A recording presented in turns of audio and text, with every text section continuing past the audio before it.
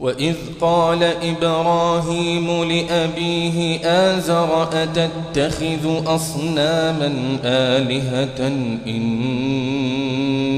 أراك وقومك في ضلال مبين وكذلك نري إبراهيم ملكوت السماوات والأرض وليكون من الموقنين فلما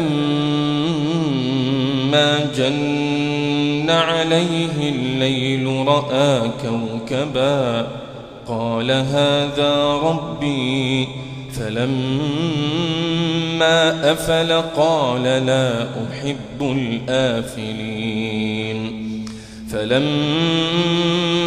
رأى القمر بازغا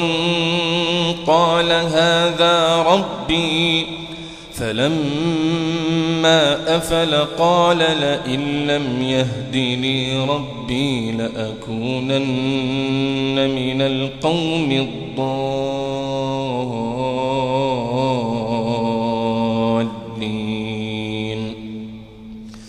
فلما رأى الشمس بازغة قال هذا ربي هذا أكبر فلما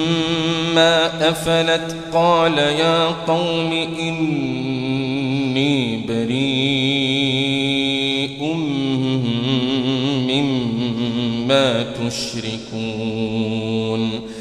إني وجهت وجهي للذي فطر السماوات والأرض حنيفا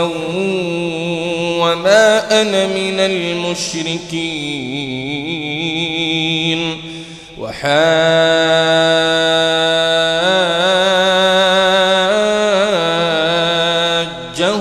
قومه قال أتحاجوني في الله وقد هدان ولا أخاف ما تشركون به إلا أن يشاء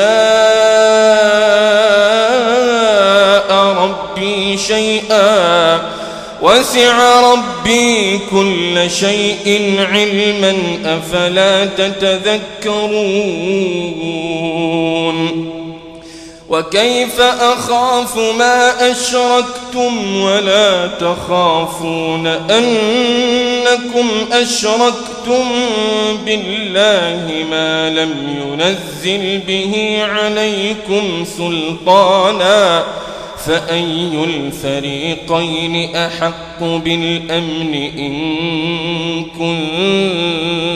كنتم تعلمون الذين آمنوا ولم يلبسوا إيمانهم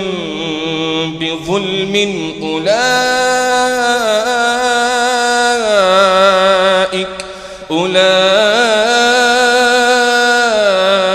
لهم الأمن وهم